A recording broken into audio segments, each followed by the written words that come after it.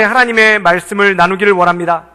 어떤 목사님이 미국의 한 도시에서 목회를 하고 계셨는데 교회에 뜻하지 않은 어려움이 생겨서 마음 가운데 큰 낙심이 되었고, 또한 개인적으로도 어려운 일이 생겨서 마음 가운데 큰 상처가 있는 그러한 상태였다고 합니다. 그래서 이분이 교회 사무실에서 혼자 머물러 있으면서 그렇게 있는데 누군가 교회 문을 두들기는 것이었습니다. 근데 이 교회가 있는 지역이 그렇게 안전한 지역이 아니었기 때문에 평일날 교회 계실 때는 이 사무실 문을 꼭 잠궈놓고 있었는데, 어떤 낯선 사람이 약속도 하지 않고 와서 문을 두드리니까 깜짝 놀라지 않았겠습니까? 그래서 창문을 열어서 누가 두들기고 있나 창문 너머로 살짝 봤더니 한 백인이 그 문을 두들기고 있는데 얼굴을 모르는 사람인데, 처음 보는 사람인데 와서 문을 두들기고 있더라는 거예요. 그래가지고 그분이 그 백인한테 도대체 어떤 일로 오셨습니까? 라고 얘기했더니 혹시 아무개 목사님 되십니까? 라고 얘기를 해서 내가 그 아무개 목사님이다. 그랬더니 이분이 좀 들어가도 되겠습니까? 라고 얘기를 해서 문을 열어주고 들어오게 했다는 겁니다. 근데 그분이 다짜고짜 무슨 얘기를 하냐면, 내가 기도를 하고 있었는데 하나님께서 당신의 이름을 가르쳐 주시면서 여기 와서 당신을 위해서 기도해줘라 라고 해서 여기 왔습니다 라고 얘기를 하니까 이 목사님이 깜짝 놀라서 탈출구가 어디 있는지를 살펴봤다고 합니다. 여러분들 마음 가운데는 생전 처음으로 보는 사람이 그 하나님이 기도해 주려서 왔다면은 마음 가운데 살짝 놀라는 마음이 크지 않겠습니까? 도대체 이 사람이 어떤 사람인가?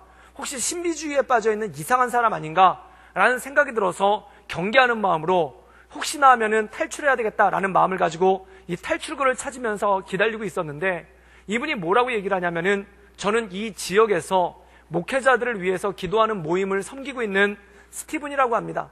그러면서 이분이 얘기하기를, 우리 모임에서 함께 모여서 기도하는데 하나님께서 이 교회에 대해서 기도하게 하셨고 또한 목사님에 대해서 기도해 주기에 하셨기 때문에 제가 목사님께 함께 기도해 드리려고 왔습니다 라고 얘기를 하면서 찾아왔더라는 거예요.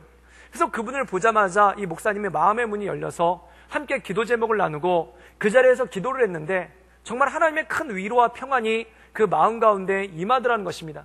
그리고 그것으로 끝난 것이 아니라 이분이, 이 스티븐이라는 사람이 이 목사님을 그 지역의 목회자 기도 모임에 인도를 해줬는데, 그 지역 모임에 가니까 우리가 흔히 가보면은 목회자들 모임이 친목 모임이 많지 그렇게 기도를 하는 모임들이 흔하지가 않습니다. 근데 그 모임을 가봤더니 함께 목회를 위해서 기도하고 또한 하나님께 간구하는 그러한 모임이더라는 거예요. 그래서 그 모임에 가가지고 함께 기도를 하다가 마음 가운데 새 힘을 얻고 능력을 얻어서 이분이 교회 와서도 이 목사님 주도하에 기도 모임을 만들어서 함께 성도들이 큰 위로를 받는 그러한 모습을 가졌다는 간증을 들어보았습니다. 사랑하는 여러분, 하나님께서 왜 우리를 공동체로 불러주시고 또한 왜 우리를 하나의 교회로서 불러주셨겠습니까? 개개인이 예수님 믿고 또한 개개인이 말씀 듣고 또한 개개인이 기도해도 될 텐데 왜 하나님께서 우리를 교회라는 공동체로 묶어주셔서 함께 신앙생활하고 또한 한 공동체를 이루게 하셨겠습니까? 우리가 초대교회에 보면은 초대교회가 모여서 하는 세 가지가 있었습니다. 첫 번째는 하나님의 말씀을 나누고, 그리고 두 번째는 모여서 함께 떡을 떼고, 그리고 마지막으로 했던 것이 뭐냐면 기도하기를 전혀 힘썼다는 것입니다. 즉 다시 말해서 함께 모여서 함께 하나님께 기도하는 그러한 믿음의 공동체였다는 것이죠. 이것은 무엇을 뜻합니까? 함께 기도해 주는 사람들, 또한 함께 상대방의 어려움을 통해 또한 상대방의 기도 제목을 듣고 함께 기도해 주는 그러한 믿음의 공동체가 초대교회였다는 것입니다. 그래서 주님께서 교회를 세우시고 성도들을 불러주셨을 때는 한 공동체를 이루며 서로 기도하게끔 만들어주신 것이 바로 이 공동체고 바로 교회라는 것이죠. 저는 우리 교회가 성도들 간에 서로 기도하며 서로의 짐을 져주며 함께하는 그런 믿음의 공동체 되기를 주님의 이름으로 축원합니다. 그런데 간혹 이런 일이 있습니다. 제가 어떤 분께 먼저 교회를 섬길 때 제가 성도님 제가 기도해드리겠습니다 라고 얘기했더니 목사님 저를 위해서 기도해 주시지 않아도 됩니다. 왜 그러십니까? 라고 여쭤봤더니 지난번에 목사님께서 저를 위해서 기도해 주셨는데 응답이 하나도 안 됐습니다 라고 말씀하시는 분이 계셨어요. 또 어떤 분이 병이 들어서 찾아가서 기도를 해드렸더니 그분이 뭐라고 얘기하냐면 목사님 절대로 저를 위해서 기도해 주시지 마십시오. 왜 그렇습니까? 라고 얘기했더니 지난번에 일반 병실에서 목사님께 기도받았는데 기도받고 다음날 중환자실로 갔었습니다 라는 말씀을 하시는 분들이 계셨어요. 그런데 사랑하는 여러분, 저는 전능자가 아닙니다. 제가 병을 고치거나 제가 해답을 주거나 응답을 줄 수 있는 사람이 아니라는 겁니다. 그러면 우리가 서로 중보기도 해준다 할 때, 서로 돕는 기도를 할 때 그것이 무엇입니까? 그 사람의 문제를 해결해 주기 위해서, 또한 그 사람의 병을 낫기 위해서 기도해 주는 게 아니라 성도들 간에는, 사람에게는 그러한 능력이 없습니다.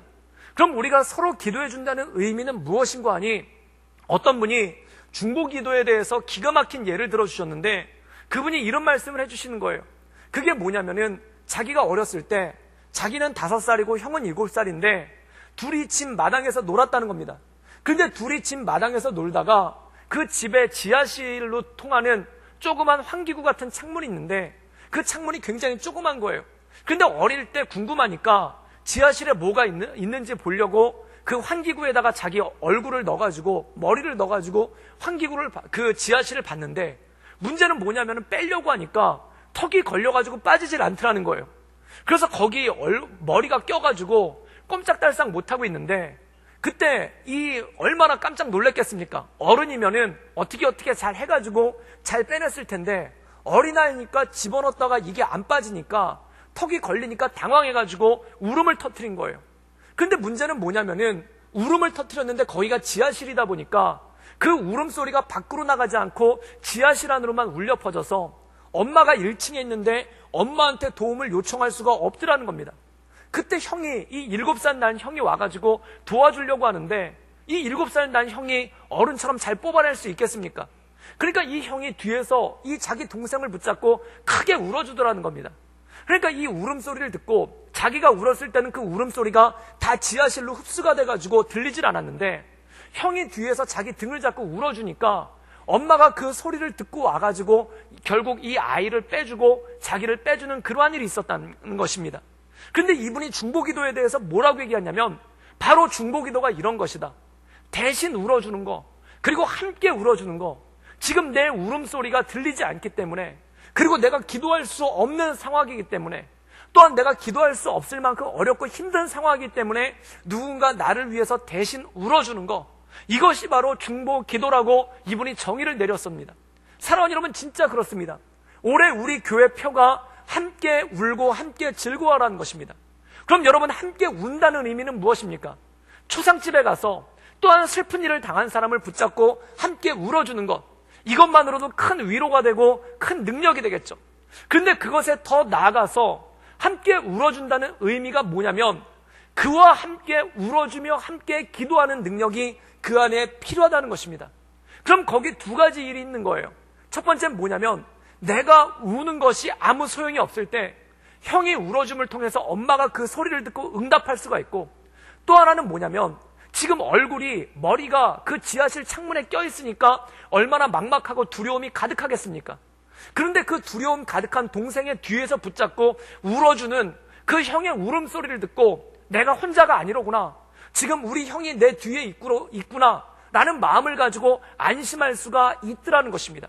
사랑하는 여러분, 우리가 함께 기도한다는 것, 또한 우리가 서로를 위하여 함께 울면서 기도한다는 것이 바로 이런 의미인 것입니다. 1차적으로는 내가 기도할 수 없는 상황 가운데 나를 위해 기도해 주는 사람을 통해 하나님께서 응답해 주시고, 또 하나는 내가 울고 있는 그 상황 가운데 누군가 함께 울어줌을 통해 내가 혼자가 아니로구나, 또한 내가 혼자 떨어져 있는 것이 아니로구나, 나를 도우려고 애쓰는 사람들이 있구나 라는 것으로서 마음의 위로를 얻는다는 것입니다. 그러므로 주님께서는 우리를 이러한 기도의 공동체로 서로 붙잡아주며 함께 울며 나가는 그러한 기도의 공동체, 그리고 기쁠 때 함께 기뻐하는 찬양의 공동체, 예배의 공동체로 우리를 불러주셨다는 것이죠.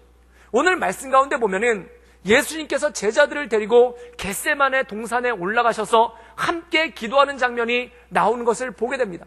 그렇다면 이것은 무엇을 뜻하겠습니까? 함께 기도함을 통해 어려움을 이겨나가고, 또한 예수님조차도 제자들이 함께 기도하는 것을 기뻐하셨다는 것이죠. 사랑하는 여러분, 예수님도 함께 기도하는 걸 기뻐하셨는데 우리가 뭐라고 혼자 기도하겠습니까? 또한 우리가 뭐라고 기도하는 것을 소홀히 여기겠습니까?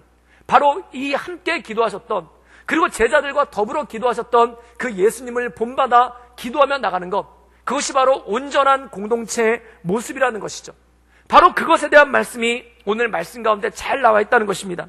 우리 함께 자막을 통해서 마가복음 14장 29절에서 31절까지의 말씀을 함께 읽도록 하겠습니다. 우리 다 같이 읽겠습니다. 시작. 베드로가 여짜오되 다 버릴지라도 나는 그러하지 아니하겠나이다. 예수께서 이르시되 내가 진실로 내게 이르노니 오늘 이 밤 닭이 2번 울기 전에 내가 3번 나를 부인하리라. 베드로가 힘있게 말하되 내가 주와 함께 죽을지언정 주를 부인하지 않겠나이다 하고 모든 제자도 이와 같이 말하니라. 오늘 말씀 가운데 보면은 예수님께서 그 앞절에 보면 제자들과 더불어 최후의 만찬이라는 것을 하십니다. 그리고 제자들에게 뭐라고 말씀하시냐면 오늘 밤 군병들이 나를 잡아갈 것이다. 그리고 내가 내일 십자가에 못 박혀 죽게 될 것이다 라는 그러한 말씀을 하시죠. 그때 제자들이 이런 얘기를 합니다. 그리고 예수님께서 제자들에게 이런 말씀을 하십니다.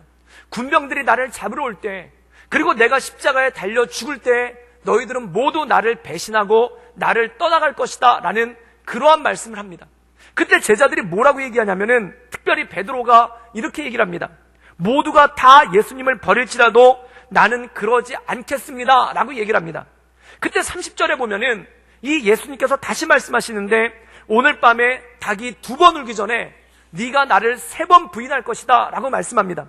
그때 31절에 보면은 베드로가 힘있게 말하되 내가 주와 함께 죽을지언정 주를 부인하지 않겠나이다 라고 말씀하죠. 그런데 사랑하는 여러분, 여기서 베드로가 힘있게 말했다는 겁니다.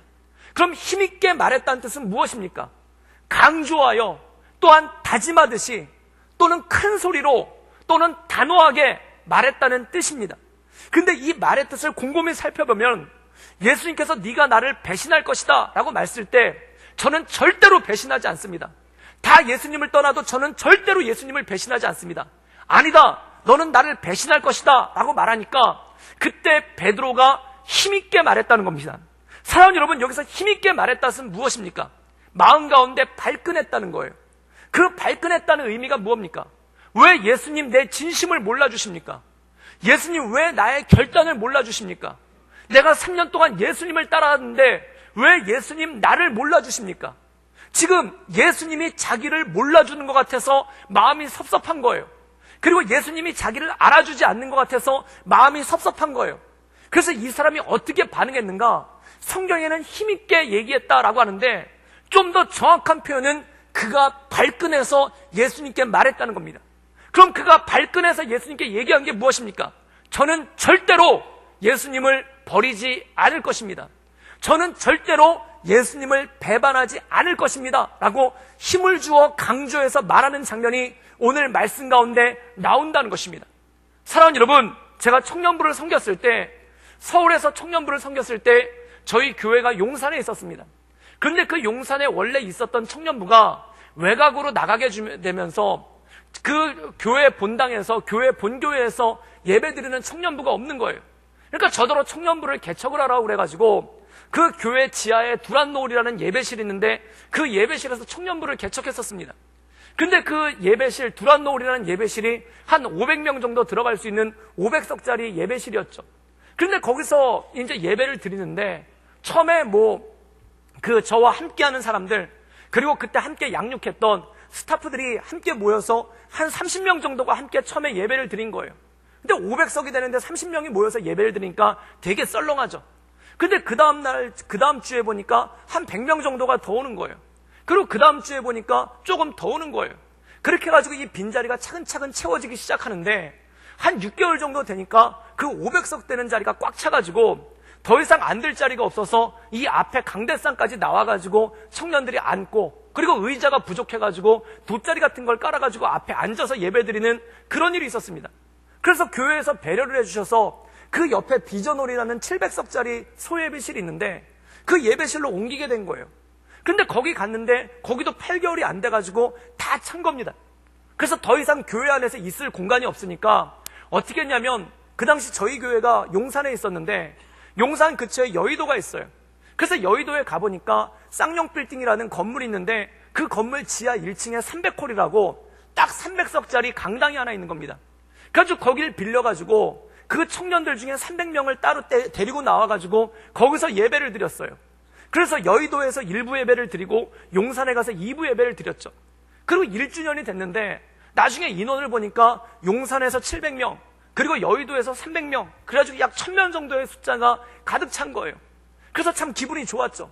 그러고 나서 6개월 정도 그 공동체를 계속해서 양쪽으로 청년부 1, 2부 예배를 섬기다가, 그러다가 교회에서 또 다른 발령이 났는데 양재 쪽의 청년부를 다시 한번 개척을 하라는 겁니다.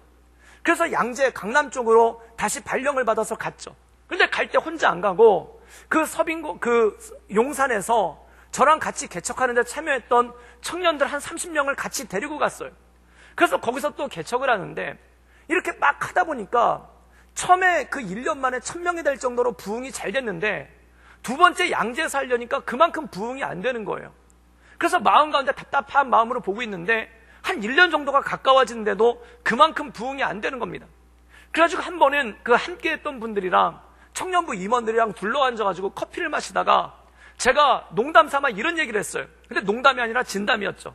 그게 뭐냐면, 먼저 번 청년부 할 때는 이렇게 잘 됐는데 이번에는 왜 이렇게 안 될까라고 얘기를 했더니 청년부 회장이 껄껄껄 웃으면서 뭐라고 얘기하냐면, 목사님이 한물 가셔서 그래요. 그런 얘기를 하는 거예요.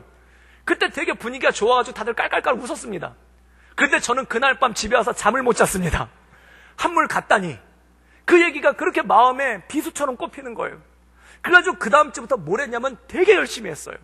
그래서 성경 공부 모임도 늘리고, 그 다음에 새로운 찬양 인도자도 데려와가지고 찬양팀을 보강도 해보고, 또한 예배 형식을 이렇게도 바꿔보고 저렇게도 바꿔보고 되게 열심히 한 겁니다. 그런데 문제가 뭐냐면, 제 열심의 이유가 뭐냐면 발끈한 거예요. 그 발끈한 게 뭐냐면, 당신은 한물 갔습니다, 목사님은 한물 갔습니다 라는 말을 들으니까 그거에 발끈해서 한물 가지 않았다는 것을 보여주려고, 네가 아직 나를 잘 모르는 모양인데, 당신이 나를 아직 잘 모르는 모양인데 내가 한물 안 갔어, 왜 이래, 나 아직 창창해, 그거를 보여주려고 더 열심을 내고 더 최선을 다하더라는 겁니다. 사랑하는 여러분, 그런데 한번 정상적으로 생각해 보십시오. 사실은 1년 만에 그렇게 부흥되는 것, 그거 자체가 기적입니다. 그게 내 힘으로 할 수 없는 일이고 하나님의 특별한 은혜라는 거죠. 그렇다면 두 번째 공동체가 그만큼 부흥하지 않았을 때 마음 가운데 깨달아야 되는 거예요. 그게 아니라, 그게 뭐냐면, 먼저 번 애가 내 능력이 아니라 하나님의 은혜였구나. 그 은혜에 감사하고 나의 연약한 모습을 보고 하나님께 기도하며 간구하며 나가야 되는 것이 당연한 건 아닙니까?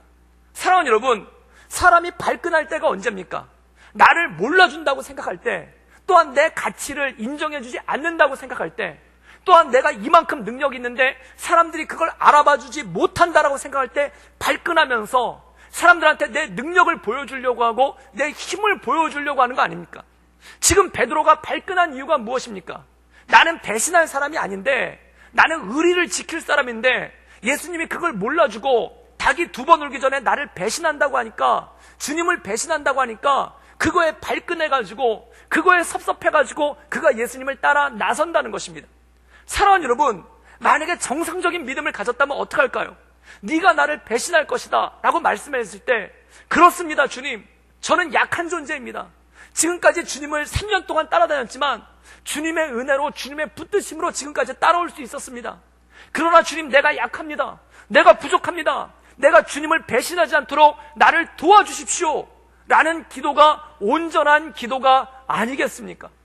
그런데 지금 베드로는 발끈한 거예요. 주님 앞에 기도하고 간구하고 엎드린 게 아니라, 왜 나를 몰라주십니까? 왜 내 능력을 몰라주십니까? 왜 내 성품을 몰라주십니까? 왜 내 의리를 몰라주십니까? 라고 발끈하면서 나가는 그러한 모습이 그 안에 있더라는 것입니다. 사랑하는 여러분, 때로 사단이 우리를 시험에 들게 할 때 이렇게 미끼를 던져버립니다. 마치 사람들이 내 능력을 인정해주지 않는 것처럼 만들어서, 또한 사람들이 나를 알아주지 않는 것처럼 만들어서 발끈하게 만드는 거예요.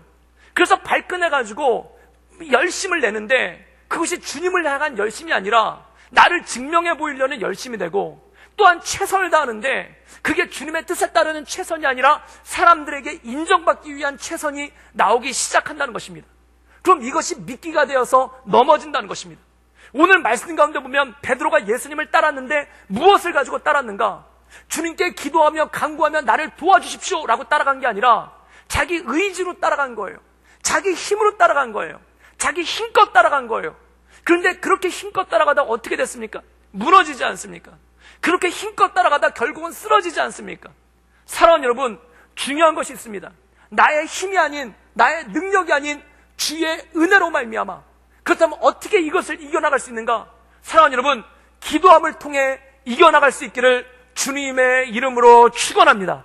이 시험이 올 때 우리를 발끈하게 하는, 마치 내 가치를 인정받지 못하는 것처럼 만들어서 나를 발끈케 하는 시험이 올 때 그것에 넘어지는 것이 아니라 지금까지 인도해 주셨던 것, 지금까지 이끌어 주셨던 건 주님의 은혜입니다 라고 고백하며, 주님, 내가 앞으로도 이렇게 주님을 따를 수 있도록, 내가 앞으로도 이렇게 주님과 동행할 수 있도록 나를 도와주십시오 라는 그러한 기도와 간구로 주 앞에 엎드릴 수 있기를 주님의 이름으로 축원합니다. 오늘 말씀 가운데 보면은 베드로는 힘있게 말하지만 예수님은 어떻게 하시는가? 땀방울이 핏방울이 되도록 겟세마네 동산에 올라가서 기도하셨다는 것입니다. 이것이 바로 베드로와 예수님의 차이라는 것이죠. 우리 함께 말씀 함께 나누도록 하겠습니다. 우리 마가복음 14장 36절까지의 말씀을 함께 읽도록 하겠습니다. 우리 다 같이 읽겠습니다. 시작. 이르시되 아빠 아버지요, 아버지께는 모든 것이 가능하오니 이 잔을 내게서 옮기시옵소서. 그러나 나의 원대로 마시옵고 아버지의 원대로 하옵소서 하시고, 오늘 말씀 가운데 보면은 베드로는 힘있게 얘기했지만 그는 기도하지 않고 잠에 빠져버리게 됩니다. 인간의 의지가 그렇게 약한 것입니다. 인간의 의지가 그렇게 부족한 것입니다. 그런데 예수님께서는 동산 안에 올라가셔서 어떻게 하셨는가? 땀방울이 핏방울이 되도록 간절하게 기도했다는 것입니다. 그렇다면 그 기도가 무엇입니까? 할 수만 있다면 이 잔을 내게서 옮기시옵소서. 사랑하는 여러분, 여러분 마음 가운데 어려움이 있을 때, 또한 여러분들 마음 가운데 고난이 있을 때, 그 고난을, 또한 그 어려움을 옮겨주시기를 간절히 기도할 수 있기를 주님의 이름으로 축원합니다. 구하는 자에게 구할 것이요, 찾는 자가 찾을 것이요, 두드리는 자가 열릴 것이라. 이것이 바로 주님의 말씀이라는 겁니다. 그런데 더 중요한 것이 있습니다. 예수님은 여기서 그치지 않으셨다는 거예요. 할 수만 있다면 이 잔을 내게서 옮기시옵소서. 그러나 내 원대로 마옵시고 아버지의 원대로 하옵소서라고 기도했다는 것입니다. 이것은 무엇일까요? 바로 하나님의 뜻을 구하는 기도, 하나님께 엎드리는 기도로 주 앞에 나갔다는 것이죠. 사랑하는 여러분, 우리 인생 가운데는 언제나 갈등이 있습니다. 미워할 것인가 사랑할 것인가, 복수할 것인가 용서할 것인가, 불평할 것인가 감사할 것인가, 또는 염려할 것인가 기도할 것인가. 사랑하는 여러분, 하나님의 뜻은 너무나 명백합니다.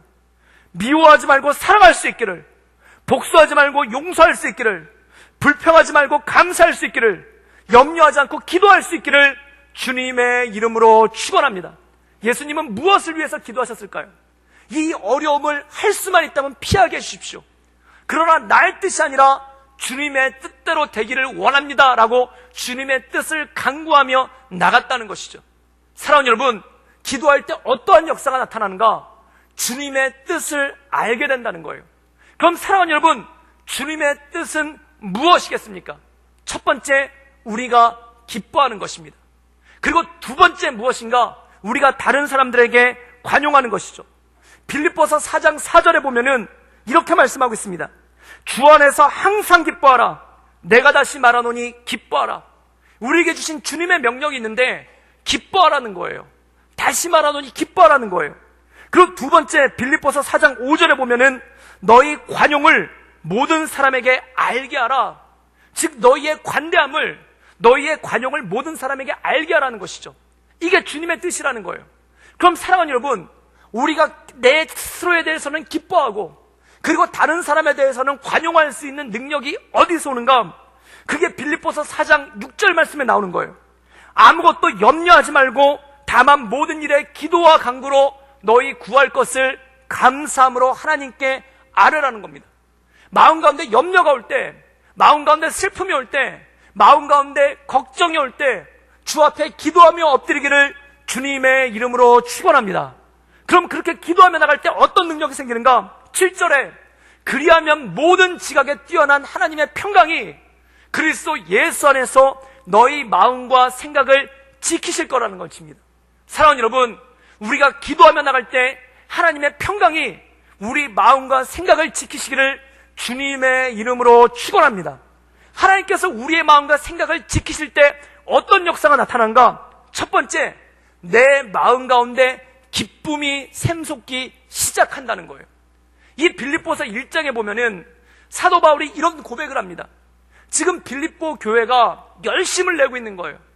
그런데 열심을 내는 이유가 뭐냐면, 첫 번째는 사도 바울을 사랑하는 사람들이 있습니다. 이 사도 바울을 사랑하는 사람들이 사도 바울이 감옥에 갇히니까 우리가 바울의 목까지도, 그리고 바울이 꿈꾸던 그 모든 것들을 우리가 이루기 위해서 열심을 내야 된다. 그래서 최선을 다해서 사역하고 최선을 다해서 전도하는 거예요. 열심을 내는 거예요. 바울을 사랑함으로 했던 사람들이죠. 또 한 부류가 있어요. 그 또 한 부류의 사람들은 어떤 부류냐면 바울을 미워하는 사람들입니다. 바울을 싫어하는 사람들이에요. 그들은 어떻게 생각했냐면 바울이 없어도 교회에 아무 문제가 없다는 것을 보여주자. 그래서 바울이 없을 때 이들이 더 열심히 전도하고 더 열심히 교회를 섬겼다는 겁니다. 그래서 한쪽 사람들은 바울을 사랑함으로 최선을 다하고 한쪽 사람들은 바울을 미워함으로 최선을 다했다는 거예요. 그럼 사랑하는 여러분, 그 소식을 들었을 때 바울의 기분이 어떻겠습니까? 누군가 나를 사랑해서 열심을 다할 때는 기쁘죠. 그런데 누군가 나를 미워해서 열심을 다한다면 화가 나지 않겠습니까? 신경질이 나지 않겠습니까? 그런데 사도 바울은 뭐라고 얘기하냐면, 그들이 나를 미워해서 열심을 내나 그들이 나를 사랑해서 열심을 내나 영광 받으신 것은 하나님이시니 내가 기뻐하고 기뻐하리로다 라고 고백한다는 거예요. 사랑하는 여러분, 어떤 상황에서도 기뻐할 수 있는 능력이 우리 가운데 주어지기를 주님의 이름으로 축원합니다. 사람들이 나를 미워해서 열심을 내지만 그래도 그것을 통해 교회가 성장할 수 있다면, 사람들이 나를 미워하는 마음으로 열심을 내지만 그걸 통해 하나님께서 영광 받으실 수 있다면 그것도 나에게는 기쁨이라는 거예요. 왜 그런가? 하나님이 영광 받으시기 때문에, 그리고 교회가 성장하기 때문에, 교회가 부흥하기 때문에 그조차도 나에게는 기쁨이라는 거예요. 이게 사도 바울이 감당치 못할 기쁨, 세상이 감당하지 못할 기쁨, 세상이 줄 수도 없고 알 수도 없고 이해할 수도 없는 그러한 기쁨과 평안이 그 마음 가운데 있었다는 것입니다. 이것이 누구에게 주어지는가? 기도하는 자에게 주어지는 하나님의 능력인 줄 믿습니다. 이게 바로 능력인 거예요. 그럼 또 하나는 무엇인가? 바로 관용이라는 겁니다. 관용은 무엇입니까? 다른 사람에 대해서 관대한 마음이에요. 오늘 말씀 가운데 보면은 예수님은 땀방울이 핏방울이 되도록 기도하는데 큰 소리 뻥뻥 쳤던 제자들은 뭐 하는가? 쿨쿨 자고 있는 거예요. 모두가 잠에 빠져버린 거예요. 예수님과 함께 깨어서 기도하지 않는 거예요. 그때 예수님께서 마지막으로 기도를 마치시고 그들에게 이렇게 말씀하십니다. 마음은 원이로되 육신이 약하도다. 이 말의 뜻을, 이 죽음은 죽으리라는 책을 쓰신 안희석 사모님이 기가 막히게 해석을 하셨어요. 사람이 그럴 수도 있지, 그거라는 거예요. 마음은 원이로되 육신이 약하도다가 사람이 그럴 수도 있지. 이게 사랑하는 여러분 관대함 아닙니까? 만약에 나는 열심히 기도하고 있는데 옆에서 잠을 쿨쿨 잔다고 해보십시오. 그럼 화가 나고 신경질이 나서 너희들 아까 말은 잘하더니, 너희들 나를 배신한다고 말은 잘하더니 지금 하는 짓이 뭐냐? 왜 이렇게 언행일치가 안 되느냐? 라면서 화를 내지 않겠습니까? 근데 예수님 화내지 않으시고 그들한테 이렇게 말씀하시는 거예요. 마음은 원이로되 육신이 약하도다. 마음 가운데 관대함이 생긴다는 거예요. 사랑하는 여러분, 우리 삶 가운데 주님의 뜻을 이뤄나간다는 건 무엇입니까? 내 삶 가운데는 기쁨이, 그리고 다른 사람들, 내 주변 사람들에 대해서는 관대함이 있고 여유가 생긴다는 거예요. 저는 우리 성도님들에게 그러한 능력이 있기를 주님의 이름으로 축원합니다. 이것이 바로 기도의 능력이라는 거예요. 그런데 요즘에 마음 가운데 기쁨은 종잡을 수가 없고, 마음 가운데 기쁨은 찾아볼 수도 없고, 늘 불안하고 마음이 두근두근 뛰고, 그리고 옆에 있는 사람들을 바라보면 신경질이 난다. 이런 분들 회개하고 기도하시기를 주님의 이름으로 축원합니다. 특별히 명절이 다가오면은 괜히 마음 가운데 신경이 거슬리시는 분들이 있어요. 마음이 불편하고 마음이 영 맞득지가 않고, 또한 주변의 가족들 바라보면 그렇게 섭섭해요. 사랑하는 여러분, 이 모든 것을 기도로 이겨나갈 수 있기를 주님의 이름으로 축원합니다. 기도 가운데 서 있는 사람은 마음 가운데 기쁨이 있어요. 그리고 다른 사람에 대한 관대함이 있는 거예요. 그런데 내 인생 가운데 기쁨을 잃어버리고 내 마음 가운데 다른 사람을 바라보는 관대함을 잃어버렸다. 이것은 무엇입니까? 내 인생 가운데 영적 위기가 왔다는 거예요. 내 삶 가운데 내 마음이 시험에 들고 있다는 거예요. 사랑하는 여러분, 이 시험에 들지 않도록 주 앞에 깨어 기도하며 간구하며 나갈 수 있기를 주님의 이름으로 축원합니다. 그것을 통해 우리 삶 가운데 주님의 뜻을 알아가고, 그리고 내 마음 가운데 기쁨을 회복하고, 그리고 더 나아가 다른 사람을 바라보며 관대할 수 있는 능력이 생긴다는 것이죠. 사랑하는 여러분, 만약에 누군가 저한테 와가지고 목사님 기도해 주십시오, 저한테 이런 기도 제목이 있습니다, 기도해 주십시오 라고 얘기한다면 이것은 무슨 뜻인가? 그 사람이 나를 기도의 사람으로 인정하는 거예요. 목사님, 저한테 이 기도 제목이 필요합니다. 집사님, 저에게 이런 기도가 필요합니다. 장로님, 권사님, 성도님, 형제님, 자매님, 저에게 이런 기도가 필요합니다 라고 기도의 부탁을 한다면 그 사람은 누가 봐도 기도하는 사람, 기도의 사람으로 인정된 거예요. 그런데 사람들이 내 주변에 와가지고 불평을 한가득 늘어나요. 어떤 사람이 내 주변에 와가지고 누군가의 험담을 한가득 늘어나요. 이것은 무슨 뜻입니까?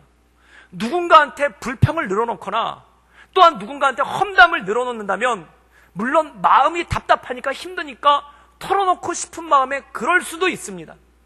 그런데 사람이 그렇게 순수하지 않아요.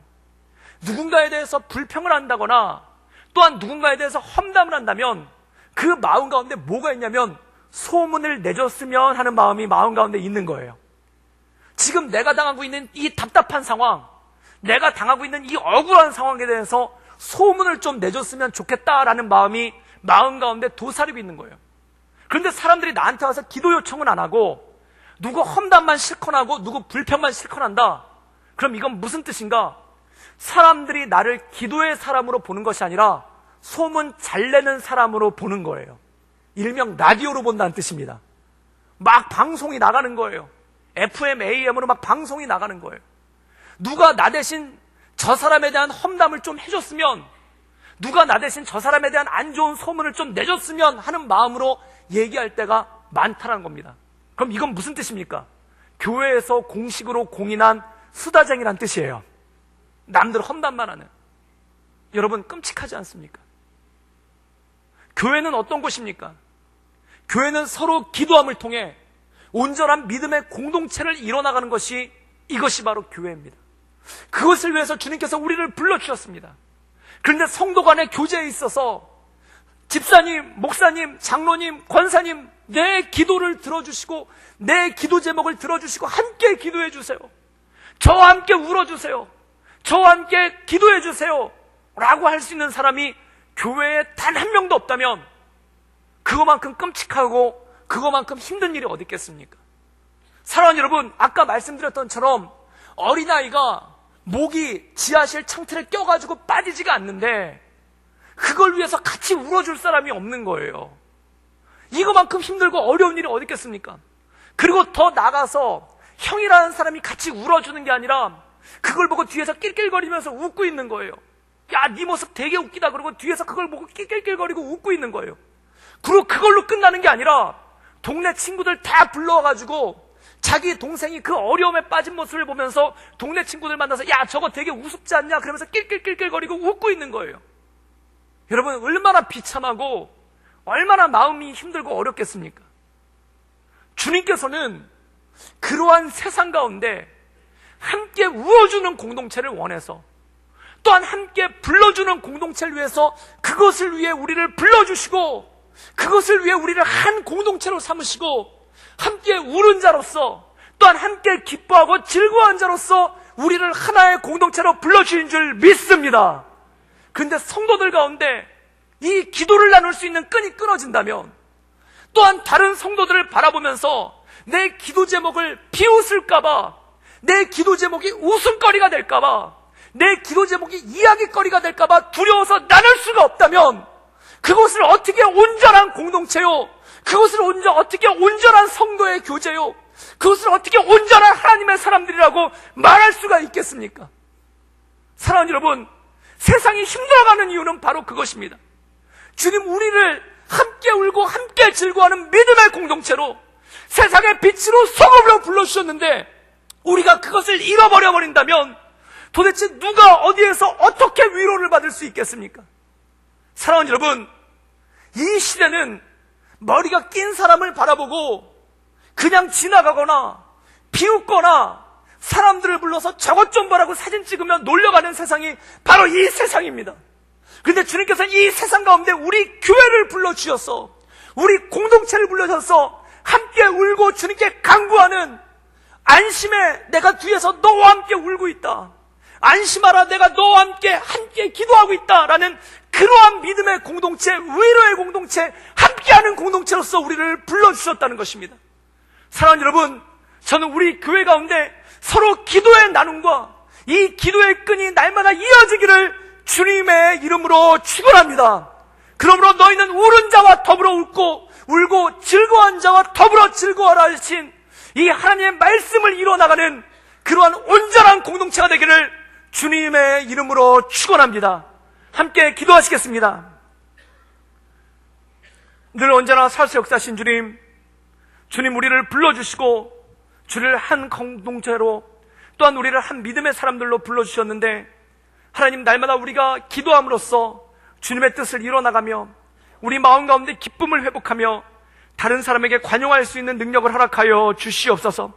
더 나아가 기도와 기도의 끈이 이어지며 함께 울고 함께 즐거워하는 믿음의 공동체, 함께 울며 기도해주며 또한 함께 즐거워하며 찬양하는 그러한 주님께서 기뻐하시는 온전한 교회를 이룰 수 있도록 주님 우리를 붙잡아 주시고 우리 가운데 역사하여 주시옵소서. 예수님의 이름으로 감사하며 기도드리옵나이다. 아멘.